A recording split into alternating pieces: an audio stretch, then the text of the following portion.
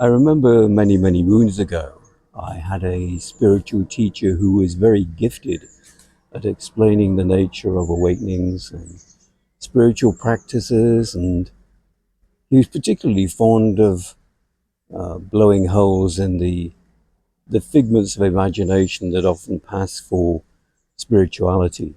Um, he particularly liked poking fun at the Love and Light Brigade and the wishful thinking of a lot of their insights and their teachings and so on.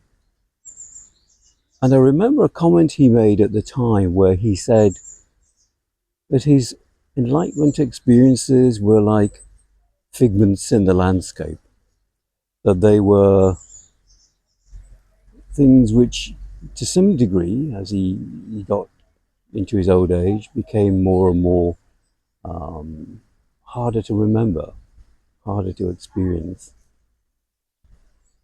Now, at the time, I'd only had some very minor insights and awakenings and so on.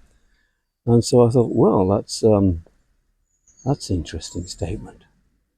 That's all well and good for you, but aren't these blissful states, these awakenings, aren't they meant to be life-changing experiences that stay with you forever? And of course, he was absolutely right. We do live in a nature, a life, an existence where stuff arises, it lasts for a certain length of time, and then it passes on, and we move on with it. And this is a great lesson for us in the need for us to be able to let go. Whether they're the peak experiences of awakenings or whether it's the painful experiences of losing people we love, we have to develop an ability to let go of things, whatever they might be, and to re-enter into the flow of life. Because if we don't, we get caught up in those moments, either emotionally, psychologically, or so on. We can often find ourselves trapped in patterns which simply no longer fit us, simply no longer work for us in our current life. So as we learn to practice this during our meditation, it can seem really frustrating. Let's take as an example thoughts.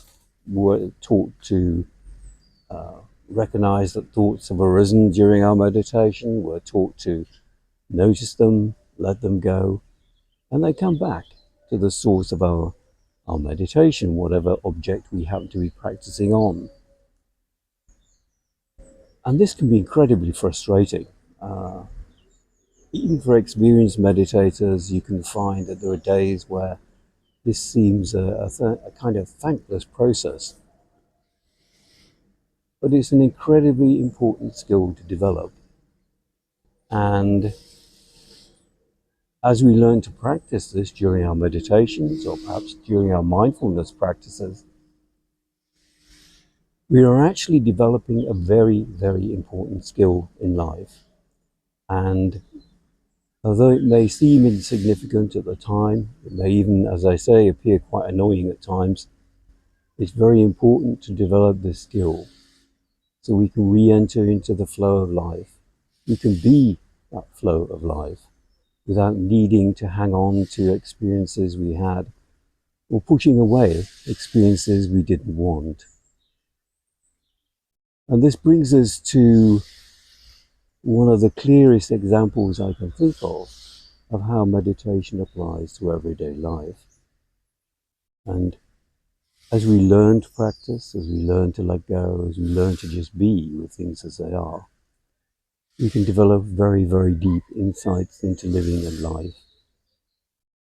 We realize that we are this life. It isn't a case of realizing some state where we're back in touch with life or back in touch with whatever. We are this life. We have never actually been anything else. Only Only the distractions of this world, the distractions of our daily lives, take us away from the central fact that we are, in fact, just part of life. We have never ever been separate from it. And the notions of separation, the notions that somehow thinking or the way we behave and live as humans makes us different is really quite a myth. A very powerful myth for some people, a very important myth to see through, but it's something that we really do need to let go of and establish ourselves once again truly, authentically in the flow of life. So I thought I'd share that insight with you. As I say, this teacher was remarkably insightful in what he shared. I was fortunate to come across him when I did. He probably saved me a lot of time and wasted energy on spiritual practices which are of little or no value to anyone. And I leave you on this chilly May morning in the UK.